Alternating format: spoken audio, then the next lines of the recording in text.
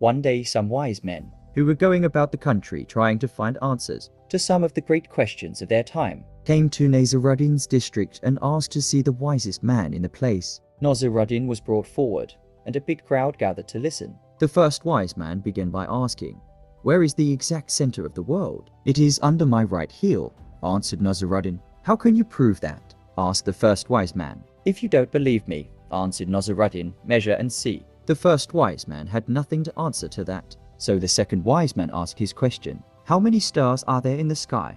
he said. "As many as there are hairs on my donkey," answered Nazaruddin. "What proof have you got of that?"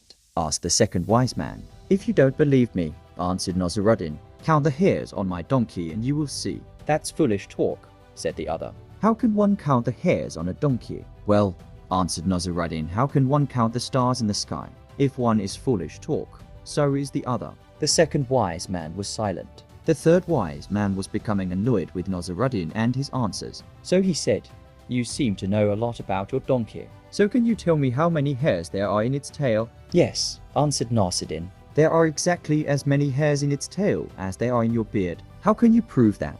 said the other. "I can prove it very easily," answered Nazaruddin. "You can pull one hair out of my donkey's tail for everyone I pull out of your beard. If the hairs on my donkey's tail do not come to an end at exactly the same time as the hairs in your beard, I will admit that I was wrong." Of course, the third wise man was not willing to do this, so the crowd declared Nazaruddin the winner of the day's arguments.